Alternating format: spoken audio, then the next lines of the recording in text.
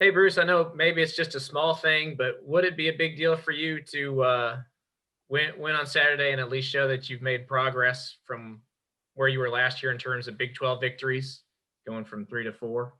Yeah, I'm not sure if that, it's huge progress, but we just want to win because we've improved during the year and it gives our guys a good feeling.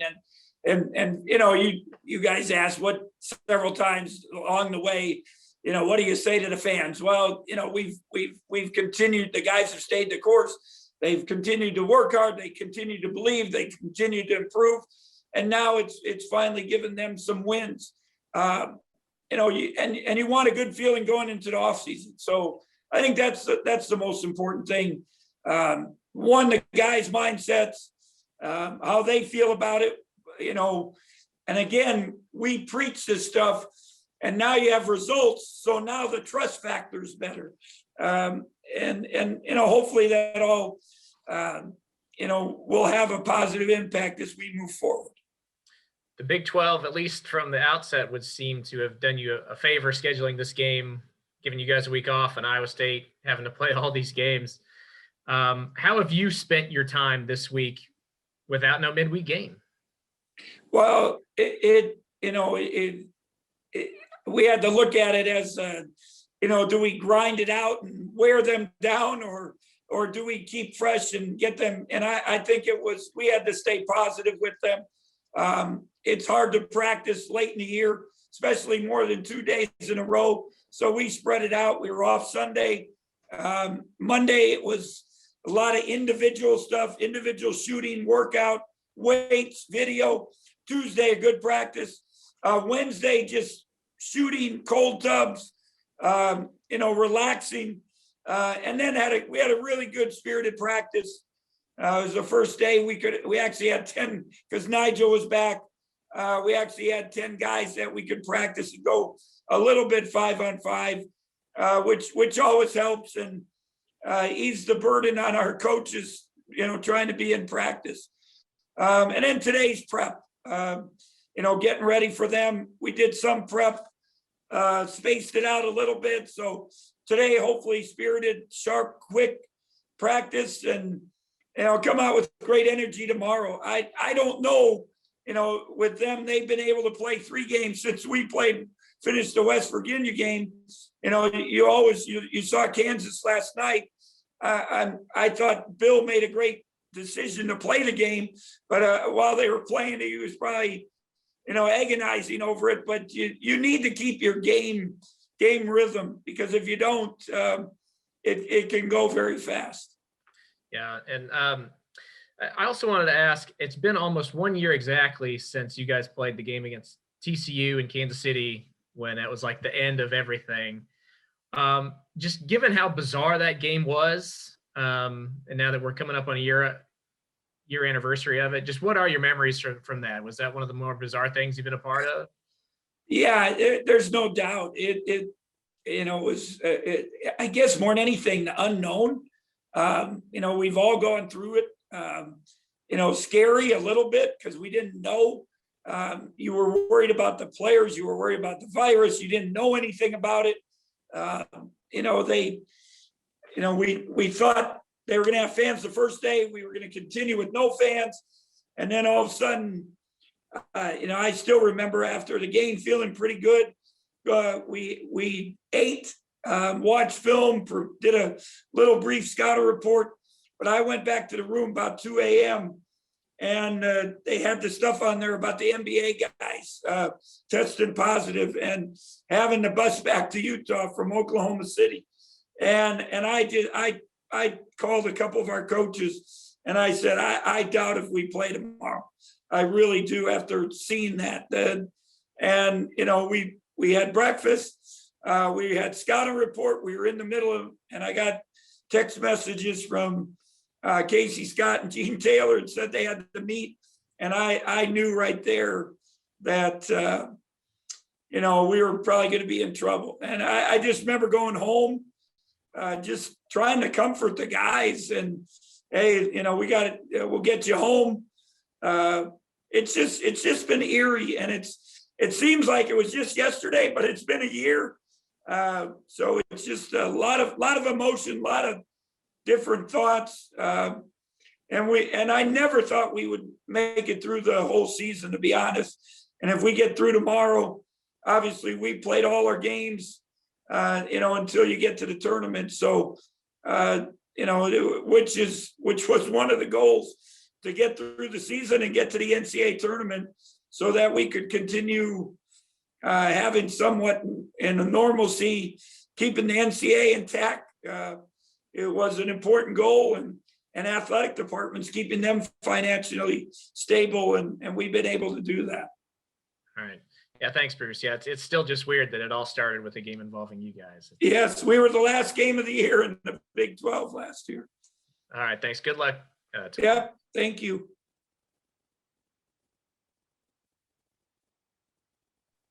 Next question to Tim Fitzgerald. Hey, Coach. You have won 2 of your last 3, and you have opportunities here. You play 2 teams that you've beaten. You've emphasized a lot about being positive with your team. Is this a great opportunity to continue that positivity? Because, I mean, you can play with Iowa State. I was happy the Big 12 scheduled the game. If you played Tuesday or Thursday or Saturday, it didn't really matter. Maybe a little, we had a whole week. I hope it helps us. But just, making the guys feel like they've accomplished something. And I talked to Dejuan last night, and I said, man, we've made it through it. Get a smile. And he said, Coach, losing's hard. And I said, but, we've made improvement. We've gotten better. You've gotten, we've all gotten experience, and, make the most of the opportunities. So hopefully that's what we've been preaching. I hope we come out and play our butts off tomorrow and play good basketball, feel good about going into the TCU game in Kansas City. Kind of building off Kellis's question, in 5 days, you'll be back in Kansas City playing TCU. It's almost, I don't know, it's just kind of a full circle moment, isn't it? Yes, it is. It's weird, to be honest. It's weird. It was weird going through it last year. And as I said, the unknowns, and we know more now, but there's still, I don't think we're out of we got our head above water, but we got to get out of the water. So it's going to be a little ways before, and we'll get, hopefully get through the NCAA tournament, which will be, it's important for the NCAA. It's important for college basketball. It's important for a lot of reasons. So hope that happens. And finally, I've noticed you've offered a couple more 2021 scholarships recently as a program. So I assume you're foreseeing some guys departing, which seems to be a nature of all college sports right now. Yeah, it's going to be interesting, because even though they haven't changed the rule, for the most part, I think, 90% of the kids who transferred got waivers and were eligible. So I just think everyone's got to be into the reality that it's not going to be like it used to be, and where you have kids for 4 years, they stayed a course, they worked their way into it. To me, it's a little sad, to be honest, because I think there's so many people forget about, why are you going to college? 1, to get a degree. 2, if you have the opportunity to play basketball, to maybe, make some money playing, but the experiences, the lifetime experiences, the relationships, the getting a degree, getting a college degree, giving you a chance to be successful in life. I think we forget about that. And that I'll be honest, it breaks my heart, because I deal with these guys every day, and I deal with the former guys, and I deal with them not having purpose and direction, and, trying to help them. And my problem, I have guys from Purdue, I have guys from SIU, I have guys from Illinois, I have guys from K-State that I'm still trying to help. And the more we see these kids transfer, who's going to help them? Who's going to help them? And that makes me sad. I'll be honest, because that's why I got into the business to help young men grow, learn, get college degrees. My degree gave me a chance to do things I never dreamed of. I came from a family of 5. We didn't have much. If we went on a vacation, it was all 7 of us and a dog in a car, and we all stayed in one room. And because of my degree in basketball and my parents' drive and their dreams, I've got to do things, unbelievable things. I've been in 35, 36 different countries. I've been in every state except one. I've experienced, I hopefully help people. And that's, I don't see, I think it's a bad direction, but it is what it is. And, now we got to deal with what comes in front of us, and just doing our best to help those guys and help them grow and learn. And hopefully they'll figure it out. That's really interesting stuff, Coach. What is the one state, by the way, that you haven't been to? Montana. Well, you get your summer vacation plan. My wife says there's no basketball in Montana. Although the Montana State, Montana have another idea, but it's the only state. Finally, transfer portal. I understand your frustration with it, but you've mentioned Scott Drew and Chris Beard, how good of general managers they are. Is that something you might explore this offseason? I don't think there's any doubt. If we need something to move forward, I think we have a good core nucleus.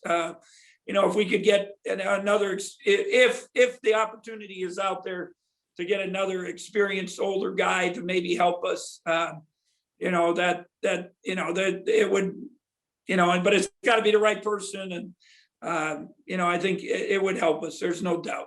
Thanks, Coach. Hey, even you got to give Lon credit. I always talk about Scott and Chris. Lon, Gibson and Harkless have been really valuable members for them and help give them a chance. Hugs has been able to pretty much keep his nucleus, and ironically, one of their better players leaves, and they almost seem to got better. But it's something you definitely have to consider. Is you got it. Coach Katie, my old boss, who lasted a long time in the business, and I talk about it at clinics all the time. You want to stay in the business, you better be flexible. And that's coming from a guy that I think if you associated with Coach Katie, you would not think of the word flexible, but he really was. He adjusted to the kids, he adjusted to the times, basketball changes, he adjusted to that. And I learned a lot from him. And it doesn't mean you give in on your principles, you give in on your beliefs, but you do have to, life changes, world changes, and basketball changes. So that flexible is something you definitely have to be. Thank you, Coach. Yep. We'll do one last question for Coach before Mike jumps on for Jackson Snyder. Hey, Coach, you kind of already touched on how it's been a weird experience having last year's last game be against TCU, and now you're probably going to be playing them again in just a weird environment. But how has, looking at that experience, what have you learned over this last year? Is there, if you could sum it all up into all this craziness, what has been your biggest takeaway?